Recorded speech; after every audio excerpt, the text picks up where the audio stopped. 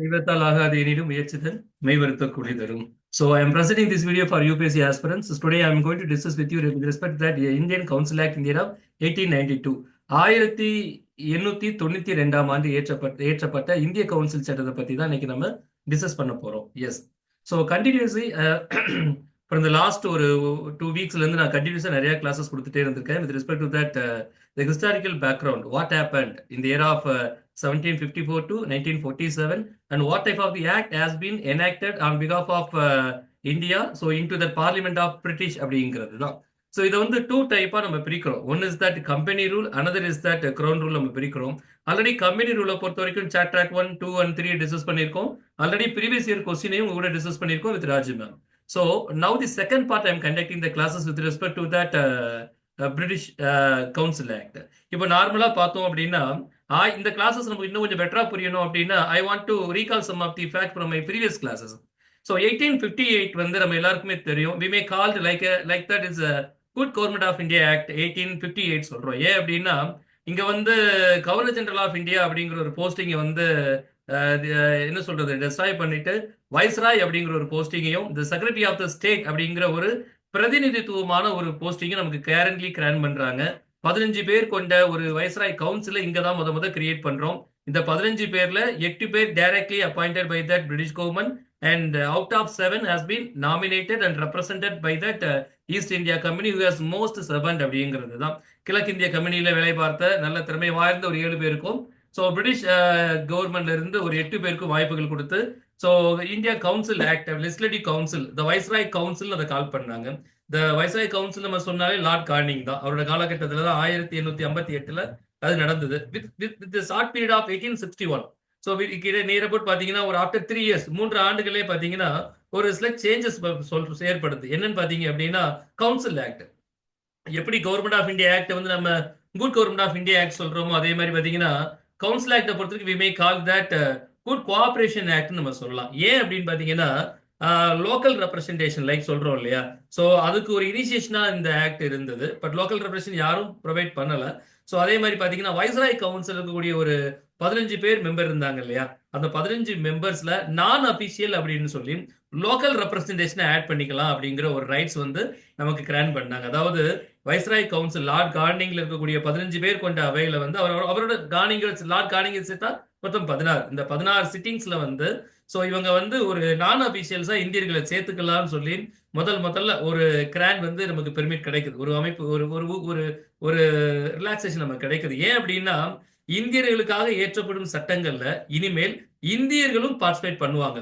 What are the act has been enacted on because of of India on because of of the இந்திய representative should be present on that discussion of that legislation அப்படிங்கிறது தான். ஒரு legislation create பண்ணும்போது இந்தியர்கள் அதை கலந்துருக்கணும். But 1861 council ஆக்டை பொறுத்த வரைக்கும் ரொம்ப 16 கவுன்சிலை எக்ஸ்டெண்ட் பண்ணி 17, 18 எக்ஸ்டெண்ட் பண்ணி 2 பேர் 3 பேர் கவுன்சிலா நமக்கு வாய்ப்புகள் கொடுக்கல. So Indians are not a council but they may called as a non அபிஷியல்னு சொன்னாங்க.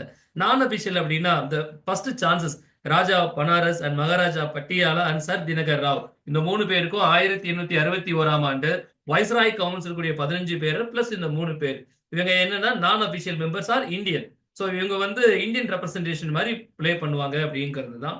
பட் 1861ல ஒன் ஆஃப் தி ரிஸ்ட்ரிக்ஷன் என்னன்னு பார்த்தீங்கன்னா so even though they are the presence even though Indians are presence they are part with respect to that discussion on budget and others. So budget மற்றும் அதை சார்ந்த சில விஷயங்களை வந்து இந்தியர்கள் வந்து தடை செய்யப்பட்டாங்க அப்படிங்கிறது. சப்சிக்வெண்டா Indians are presence and permitted to discuss on the matter with respect to that public work and also law. இந்தியர்களுக்காக ஏற்படுத்தக்கூடிய ஒரு லா சட்டத்திலேயோ அல்லது பப்ளிக் ஒர்க்லயோ அவங்களுடைய டிஸ்கஷன் வந்து நம்ம இன்னைக்கு பார்லிமெண்ட்ல ரெப்ரசென்ட் பண்றோம் இல்லையா, விவாதங்கள் உட்படுத்துவோம், பிரதிநிதித்துவம் வந்து மெயின்டைன் பண்றோம் இல்லையா, இந்த மெயின்டெபிலிட்டி ஆஃப் தட் லெஜிஸ்லேச்சர் அப்படின்னு நம்ம டிஸ்கஸ் பண்றோம்ல.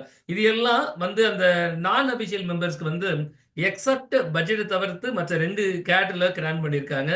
ஸோ பப்ளிக் ஒர்க் அதே மாதிரி பாத்தீங்க அப்படின்னா law making so process of law இதுலலாம் நமக்கு 1861லயே கிராண்ட் பண்ணிட்டாங்க. ஸோ அதனாலதான் என்ன சொல்றோம் அப்படின்னா it's a good cooperation of ஆக்ட்னு சொல்றோம் இல்ல. சரிங்க. ஸோ இன்னும் 1861ல now I am discussing with you that the significant of that 1861 Council Act. But today classes is about the Council of India Act 1892.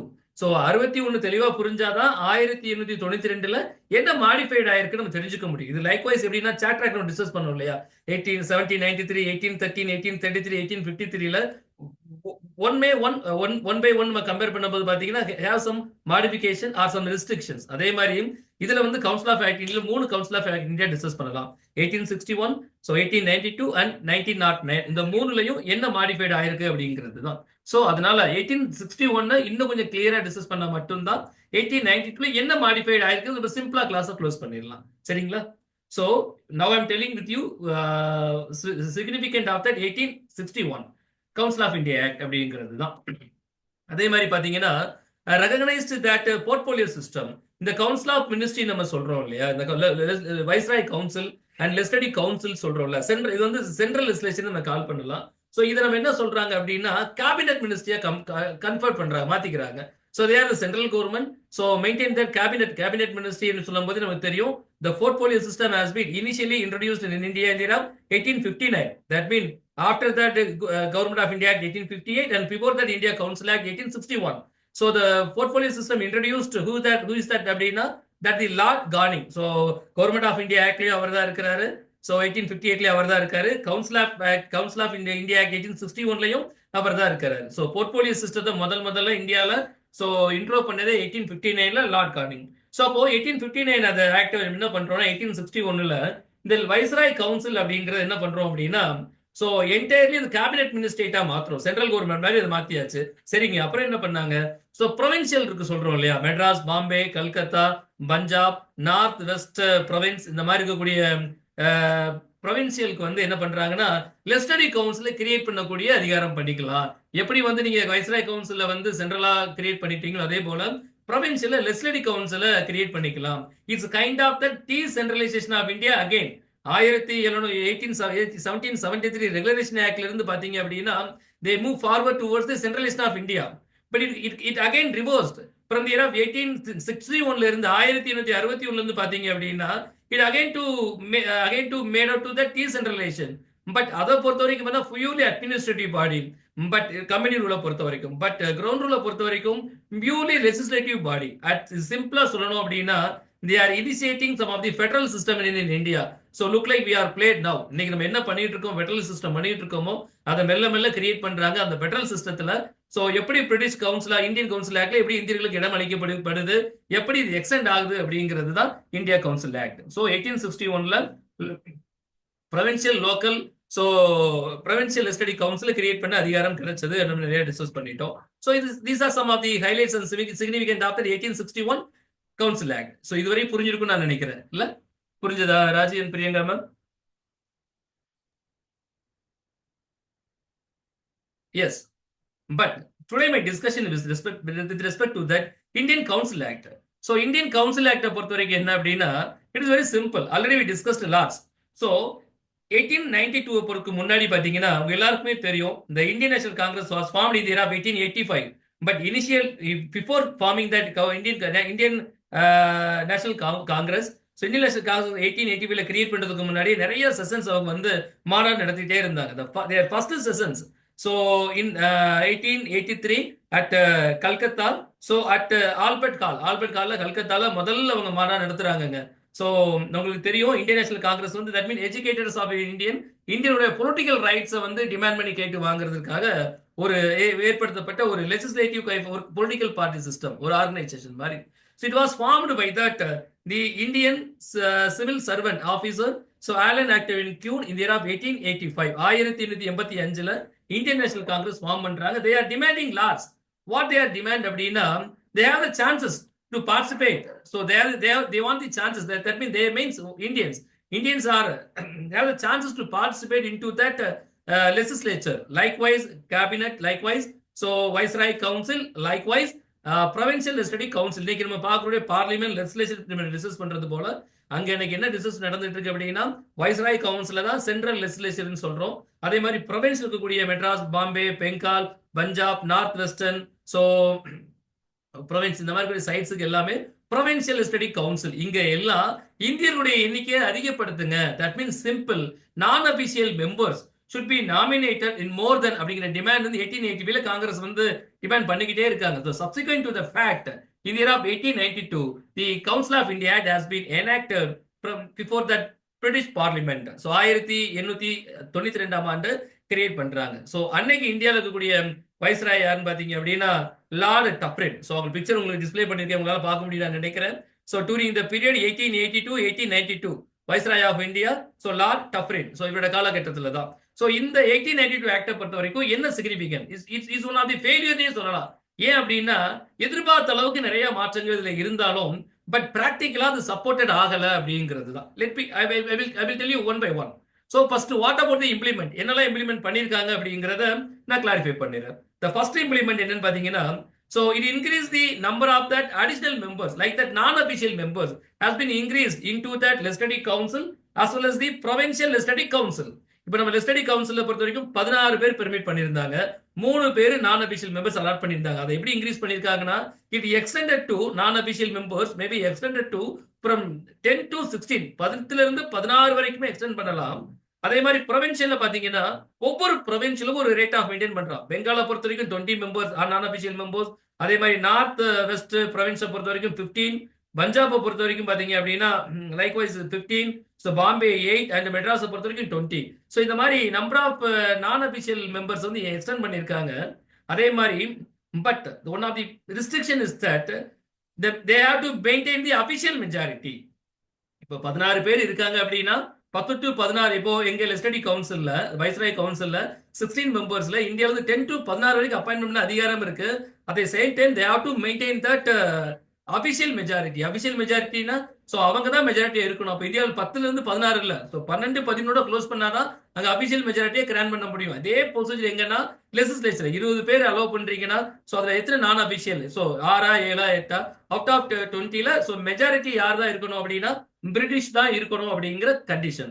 இதனாலதான் சொல்றோம் இட்ஸ் ஆன் ஃபெயிலியர். இப்ப எதுக்காக நம்ம மெஜாரிட்டி நம்ம கேட்கிறோம், ஒரு நமக்கான ஆக்டை நம்ம கிரியேட் பண்ணும்போது வேணுமா வேண்டாமாங்கிற ஒரு ரெப்ரஸன்டேஷன் நம்ம பண்ணணும் அப்படிங்கிறது தான். அவங்களே மெஜாரிட்டியா இருந்தா ஸோ என்னதான் நம்ம கத்துனாலும் அது காதுக்கு எது செய்ய போறது இல்லை, கேட்க போறது இல்லை, அது எனாக்ட் ஆகாம ஸ்டாப் ஆக போறது இல்லை. அதனாலதான் ஸோ 1861 பொறுத்த வரைக்கும் it's good that mean good council of India act நம்ம சொன்னோம். But 1892 is not likewise. Maybe some differences மட்டும் நம்ம ஃபீல் பண்ண முடிஞ்சது அப்படிங்கிறது தான். So one of the differences என்ன அப்படின்னு பாத்தீங்க அப்படின்னா நான் அபிஷியல் மெம்பர்ஸ் வந்து எக்ஸ்டெண்ட் பண்ணியிருக்காங்க in both that central legislative council called as viceroy கவுன்சில்லையும், அதே மாதிரி தட் மீன் ப்ரொவின்சியல் லெஜிஸ்லேட்டிவ் கவுன்சில்லையும் நான் அபிஷியல் மெம்பர்ஸ் இன்க்ரீஸ் பண்ணியிருக்காங்க. That's one good point. So another one of the fact என்னன்னு பாத்தீங்க அப்படின்னா legislative council has the power to discuss on budget which is not granted before that in the year of 1861. 1861ல is not granted to the Indians. இந்த நான் official மெம்பர்ஸ்க்கு வந்து இந்த budget செஷனை பொறுத்த வரைக்கும் அவங்க discussion and raise the question at bar நான் தடை செய்யப்பட்டிருந்தாங்க, பண்ண முடியாது. That bar has been relaxed by way of the 1892. So இப்போ அவங்க என்ன பண்ணலாம்னா they have to participate in the discussion on budget, they have to ask the question with respect to that executive function பொறுத்த வரைக்கும் the non-official members and who are the councils into that provincial local provincial legislative council as well as that central legislative council. இதை பொறுத்திருக்கக்கூடிய நான் official members வந்து they have to presence into the discussion on budget. At the same time they have to ask the question with respect to that executive. In addition to that நம்ம என்ன சொன்னோம் 1861 என்ன grand பண்ணியிருந்தோம், they have to presence, they have to participate in the process of law அவங்க participate பண்ணலாம்னு சொல்லியிருந்தோம். Good. So அதே மாதிரி 1860 அடுத்து என்ன சொன்னோம் அப்படின்னு பாத்தீங்க அப்படின்னா ஸோ என்ன சொல்றது பப்ளிக் ஒர்க்ல வந்து அவங்க பார்ட்டிசிபேட் பண்ணலாம். நிறைய agenda bills and infrastructure implementation, so இந்த மாதிரி நிறைய பில் பாஸ் பண்றதுல அவங்க பிரசன்ஸ் இருக்கணும்னு தெரியப்படுத்தியிருந்தாங்க. 1892ல அடிஷன் டு தட் அங்க என்னெல்லாம் கூடாதுன்னு சொன்னோம் அங்க இங்கே அடிஷனலா கிராண்ட் பண்ணியாச்சு. பட்ஜெட்ல பார்ட்டிசிபேட் பண்ணிக்கலாம், எக்ஸிகியூஷனை பொறுத்த வரைக்கும் கொஸ்டின் ரைஸ் பண்ணிக்கலாங்கிற ஒரு பவர் வந்து நான் அபிஷியல் மெம்பர்ஸ்க்கு கேரன்லி கிராண்ட் பண்ணியாச்சுங்க. சரிங்க, என்னதான் கேள்வி கேட்டால் நிலைமை மாற போறதான்னு இல்ல, கேட்டா மாறல. எல்லா ஸ்டாண்ட்ஸுமே அல்டிமேட்லி இது எதை சொல்லலாம் அப்படின்னா யூனிலேட்டரல் ஆக்டிவிட்டி, ஒரே டைப் ஆஃப் தான். ஸோ எப்பயுமே ஃபெடரல் அண்ட் பைகார்னல் பாத்தீங்கன்னா கன்சிக்யூட்டிவ் டிபேட்டபிள் ஆர்குமெண்ட், ஒரு டிபேட்டபிள் ஆர்குமெண்ட்க்கு அப்புறம் எது ரொம்ப பெஸ்ட் அண்ட் குட் சொல்யூஷன் அப்படிங்கிறது எல்லாரும் ஃபாலோ பண்ணுவோம். But even though in council of act India 1892 பொறுத்த வரைக்கும் இருக்கிற மாதிரி இருக்கு. ஆனா finding of the result nothing because they have maintained the majority. Even though Indians are participating in all the type of the discussion on that legislature, into that cabinet system, but so the majority maintained by the British, so nothing to happen. நிறைய விஷயங்கள் நடக்கல, பெருசா நடக்கல அப்படிங்கிறது தான் இல்லையா? சரிங்க. Third one, the nomination was initiated. யாரெல்லாம் நாமினேட் பண்ணலாம்? இப்ப நமக்கு தெரியும் இல்லையா? இப்ப லோக்சபா எலெக்ஷனை பொறுத்த வரைக்கும் டைரக்ட் எலெக்ஷன்ஸ், மக்கள் people has been directly elected that candidate into that member of parliament with respect to Lok Sabha. Rajya Sabha பொறுத்த வரைக்கும் பாத்தீங்கன்னா they are the nominated member who has been elected so by the people directly into that member of legislative assembly. MLA இருக்கக்கூடிய எல்லாரும் சேர்ந்து அந்தந்த தொகுதிக்கூடிய மக்கள் பிரதிநிதித்துவ ratio calculation படி ஸோ அந்தந்த ஸ்டேட்ல அந்தந்த பொலிட்டிக்கல் பார்ட்டி எவ்வளவு சீட் வின் பண்ணிருக்காங்களோ அதை பொறுத்து இப்ப தமிழ்நாடுக்கு வந்து கிட்டத்தட்ட பாத்தீங்க அப்படின்னா 16 சீட்ஸ், ஸோ 18 மொத்தம் 18 சீட் ரிசர்வ் பண்ணிருக்காங்க இப்ப ராஜ்யசபா தமிழ்நாடு.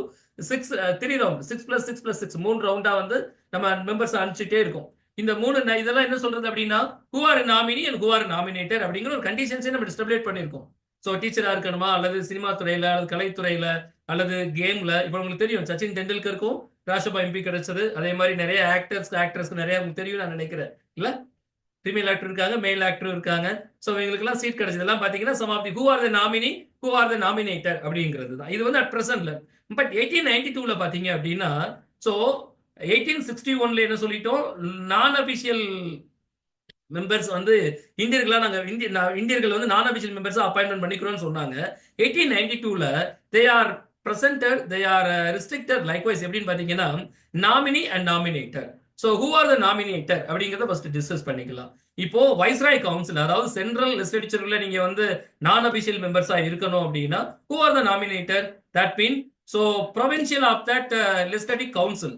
நம்ம சொல்றோம் இல்லையா, இப்போ வந்து இப்போ ஃபார் இன்ஸ்டன்ஸ் வச்சுக்கோங்களேன், ஸோ இப்போ வந்து பெங்கால்ல வந்து அவங்க சென்ட்ரலைஸ்டு கவர்மெண்டா, வைஸ்ராய் கவுன்சில் வந்து சென்ட்ரலைஸ்டு கவர்மெண்டா ரன் பண்ணிக்கிட்டு இருக்காங்க அப்படின்னா மெட்ராஸ் ப்ரொவின்சியல், அதே மாதிரி Bombay, so Agra, Punjab, north west provinces, இந்த மாதிரி கூடிய சைட்ஸ்ல இருக்கக்கூடிய ப்ரொவின்சியல் லெஜிஸ்லேட்டிவ் கவுன்சில் இருந்து எந்த கவுன்சிலுக்கு சென்ட்ரலைஸ்ட், அது சென்ட்ரல் லெஜிஸ்லேட்டிவ் கவுன்சில், அதாவது வைஸ்ராய் கவுன்சில்ல 16 மெம்பர் பிளஸ் 10+16 வரைக்கும் இந்தியர்கள் வந்து நான் அபிஷியலா பெர்மிட் பண்ணலாம்னு சொல்றோம் இல்லையா, அந்த கவுன்சில்ல வந்து மெம்பரா அப்பாயின்மெண்ட் பண்றதுக்கு இந்த லோக்கல் ப்ரொவின்சியல்ல இருந்து ஆள்களை நாமினேட் இவங்க பண்ண முடியும். That mean provincial legislative council as the nominator to represent that nominee into that central government, otherwise central legislative body into the viceroy council பண்ண முடியும். அதே பவர் இன்னொருத்தருக்கு யாருக்குன்னு பாத்தீங்கன்னா the Bengal board of chamber. So Bengal board of chambers பொறுத்த வரைக்கும் so viceroy council of இருக்கக்கூடிய நான் அபிஷியல் மெம்பர்ஸை வந்து நாமினேட் பண்ண அதிகாரம் இருக்கு அப்படிங்கிறது தான். ஸோ நாமினேட்டர் யாருன்னு தெரிஞ்சு, who are the nominee, Indians are nominee, அவதான் இந்தியர்கள் எல்லாமே நாமினி. இதை பயன்படுத்தி தான் ஒவ்வொரு இந்தியர்களும் அதை பார்ட்டிசிபேட் பண்ணி இந்த விவாதத்தில் கலந்துக்கிட்டு அது இன் ஃபியூச்சர்ல அது ரொம்ப வாஸ்டா அது எக்ஸ்டெண்ட் பண்ணியிருப்பாங்க அப்படிங்கிறது தான். ஸோ அதே மாதிரி பாத்தீங்க அப்படின்னா இதை வந்து எதை பொறுத்த வரைக்கும் centralised and central and also viceroy council of லெஜிஸ்லேச்சரை பொறுத்த வரைக்கும் இந்த நாமினேட்டரை டிஸ்கஸ் பண்றோம். So who are the nominator? The local, that means provincial legislative council and also Bengal board of chambers. They are the nominator. அதே மாதிரி provincial legislative council இந்தியர்கள் நான் அபிஷியல் மெம்பர்ஸ் அப்பாயின்ட் பண்ணலாம்னு சொன்னோம் இல்லையா. இப்போ மெட்ராஸ்னா ஒரு 20 சொன்னோம், பெங்கால்னா 20 சொன்னோம், ஸோ நார்த் வெஸ்ட் ப்ரொவின்ஸ்னா 15 சொன்னோம். ஸோ இந்த மாதிரி ஒரு மெம்பர்ஸ் நம்ம சொல்றோம்ல. அப்ப இந்த இருக்கக்கூடிய மெம்பர்ல non official members of India appointment பண்றதுக்கு who are the nominator? The nominators are university, municipality, jamindar, chamber of commerce and distinct board on that province. அந்தந்த province இருக்கக்கூடிய universities, அந்தந்த province இருக்கக்கூடிய municipality, அந்தந்த province இருக்கக்கூடிய ஜமீன்தார், அந்தந்த province இருக்கக்கூடிய that means chamber of commerce, அந்தந்த province இருக்கக்கூடிய district board. So இவங்க இருக்கக்கூடிய இவங்க தான் இந்த organisation this type of the nominator nominate the person into that provincial legislative council. இவங்க நாமினேட் பண்றாங்க அப்படிங்கிறது தான். ஸோ நாமினேட்டர் நாமினி அப்படிங்கிற கேரக்டர் வந்து ரொம்ப கிளியரா எக்ஸ்பிளைன் பண்ணது பாத்தீங்கன்னா 1892. அதே மாதிரி பாத்தீங்க அப்படின்னா it's may introduce the indirect elections. இது வந்து எலெக்ஷன் டேர்ம் அப்படிங்கிற வேர்டு வந்து ரிப்ளேஸ் பண்ணல 1892ல. But they may represented that nominations. When the nomination was first initiation during that East India period or during that British period அப்படின்னா by way of the Council of India Act 1892 அப்படிங்கிறது தான் முதல்ல representation nomination எங்க நடக்குது அப்படின்னு பார்த்தோம்னா 1892ல தான் நம்ம எக்ஸ்பிளைன் பண்றோம் அப்படிங்கிறது தான். So these are some discussion with respect to that 1892. அதனால தான் உங்களுக்கு 1861 ஃபர்ஸ்ட் எலாபரேட் பண்ணேன். 1861ல என்ன டிஸ்கஸ் பண்றோமோ அதுல இருந்து ஒரு மாடிஃபிகேஷன் தான் 1892. இதை பொறுத்த வரைக்கும் ஸோ என்னோட லார்ட் எந்தெந்த பேர் எந்ததுல யார் வைஸ்ராய்னு தெளிவுபடுத்திக்கங்க. 1861ல லார்ட் கார்னிங், 1892ல so that mean Lord Dufferin அப்படிங்கிற ஒரு ஃபேக்ட் ஞாபகம் வச்சுக்கோங்க. லோக்கல் ரெப்ரஸன்டேஷனை பொறுத்த வரைக்கும் எந்தெந்த ப்ரொவின்ஷியல் ஞாபகம் வச்சுக்கோங்க, எவ்வளவு மெம்பர்ஸ் இன்க்ரீஸ் பண்ணிருக்காங்கன்னு ஞாபகம் வச்சுக்கோங்க. ஸோ எந்த டீசென்ட்ரேஷன் ஆக்டிவிட்டியில லெஜிஸ்லேச்சருக்கும் ப்ரொவின்ஷியல்ஸ்க்கும் என்ன மாதிரி ஒரு பவர்ஸ் அண்ட் ஃபங்க்ஷன் ஸ்டெபிலைஸ் ஆயிருக்கு அப்படிங்கிறத டிஸ்கஷனை ஞாபகம் வச்சுக்கிங்கன்னா நம்ம கரெக்டா இருக்கும். Who are the nominator and who are the nominee அப்படிங்கிறத ஞாபகம் வச்சுக்கோங்க. Legislative council has the power to discuss on budget. பட்ஜெட்ல டிஸ்கஸ் பண்ண அதிகாரம் கிடைச்சக்கூடிய ஒரு ஆக்ட்னு கேட்டாலும் 1892. ஸோ அதுதான் உங்களுடைய கிளாஸஸ்மா. உங்களுக்கு புரிஞ்சதா? எஸ். ஸோ இந்த உங்களுக்கு பிக்சரும் அதான் டிஸ்பிளே பண்ணியிருக்கேன். The number of non-official member in the central and also provincial legislature council were increased. The power of the member of the legislative council were enhanced by way of the act introduced a limited and indirect provision of the use of election in filling up the some of the non-official seats both in central and also provincial legislative council. So it provided for the greater number of non-official members to be included into that central and also provincial legislature council, but an official majority was maintained in them. So இந்த official majority அப்படிங்கிறது தான் இது நம்ம ஒரு தோல்வியான ஒரு சட்டமாவே நம்ம கருதுகிறோம் அப்படிங்கிறது தான். ஐ ஹோப் இந்த கிளாஸ் நம்ம யூஸ்ஃபுல்லா உங்களுக்கு நான் புரிஞ்சிருக்கும்னு நான் நினைக்கிறேன். ஸோ இதுக்கு முன்னாடி ப்ரீவியஸ் கிளாஸ் வீடியோவும் பாருங்க, இன் ஃபியூச்சர்ல அப்டேட் பண்ணக்கூடிய கிளாஸ் வீடியோவும் பாருங்க. நான் ஆல்ரெடி உங்ககிட்ட டிஸ்கஸ் பண்ணது போல யூபிஎஸ்சி அப்படிங்கிற ஒரு மெயின் பிலிம்ஸ் கான்செப்ட்ல we have the possibility of raising question in two types. So number one பாத்தீங்கன்னா கம்பெனி ரூல்ல இருந்து, தட் மீன் 1773ல இருந்து 1853 வரைக்கும் இருக்கக்கூடிய கம்பெனி ரூல் அண்ட் சார்ட்டர் ஆக்ட்ல ஒரு கொஸ்டின் ரைஸ் பண்ணலாம். அதே மாதிரி 1858ல இருந்து, தட் மீன் கிரவுன் ரூல்ல 1858ல இருந்து 1947 வரைக்கும் ஒரு கொஸ்டின் ரைஸ் பண்ணலாம். ஸோ இந்த ரெண்டு பார்ட்டை டிஸ்கஸ் பண்ணி படிச்சோம் அப்படின்னா ஒன் கொஸ்டின் நம்ம தயாராகலாம். ஸோ யூபிஎஸ்சி பிலிம்ஸ்ல 100 கொஸ்டின்ல இந்த கிளாஸ் தொடர்ந்து இந்த ரெண்டு கிளாஸ் நம்ம டீட்டெயிலா டிஸ்கஸ் பண்ணி முடிச்சோம்னா ஒரு கொஸ்டின் நம்ம கண்டிப்பா அப்டேட் ஆக முடியும் அப்படிங்கிறது தான். எஸ், அதனால ஒரு கொஸ்டின் டிபேட்டும் போன தடவை அப்டேட் பண்ணியிருந்தோம், அதையும் கொஞ்சம் ரீகால் பண்ணி பாத்துக்கோங்க. ஸோ ஏதாவது டவுட் இருந்தா கேட்கலாம். Raji and Priyanka ma'am.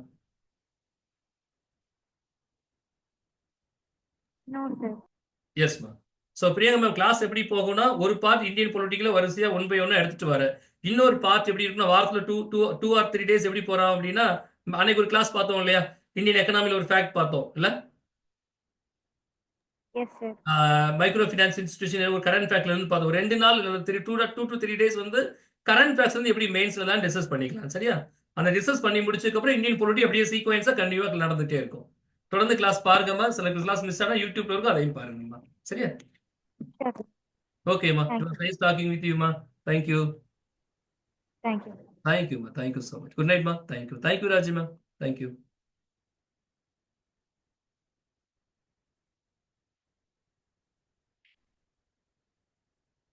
Thank you, sir. Thank you, ma.